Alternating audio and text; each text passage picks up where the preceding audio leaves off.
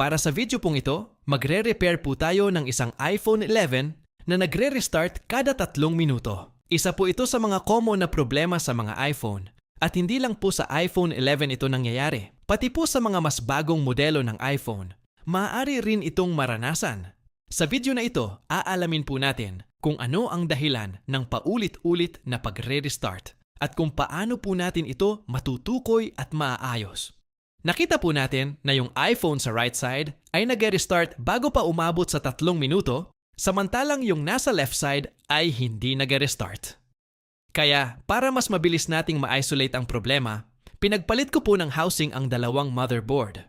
Ginawa ko po ito para matest kung may problema ba sa mga flex o ibang components na nakakabit sa housing na maaaring dahilan kung bakit nagre-restart yung isang iPhone 11. Bago po tayo magsimula sa ating deep troubleshooting, ay alamin po muna natin ang panic data ng iPhone. Ang bigyan po natin ng pansin sa panic logs ay ang missing sensor mic 2.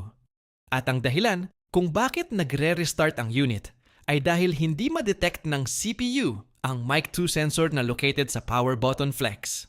Pero bakit nagre-restart pa rin ang iPhone kahit na nagpalit na tayo ng good power button flex? Kaya ko po tinest ng multimeter via diode mode ang FPC connector ng power button flex ay upang alamin kung may short or open line ba sa FPC connector.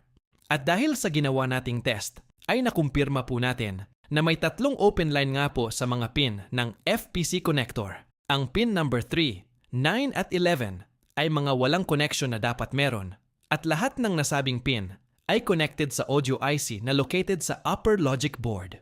At upang maipagpatuloy po natin ang ginagawa nating troubleshooting, ay no choice po tayo kundi biyakin ang sandwich motherboard nitong iPhone 11. Sa ngayon, ay may 3 na lang po tayong tinitingnang anggulo sa posibleng sira ng unit.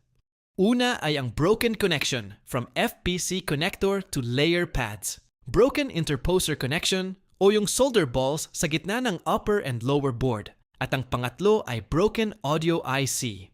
Ang nakikita po ninyong ginagawa ko dito ay isa-isa ko pong sinusuri ang bawat connection na konektado sa mic 2 sensor. 4 po ang connection na may kinalaman sa sensor na ito, kaya hindi po tayo dapat magmadali sa ganitong klaseng repair.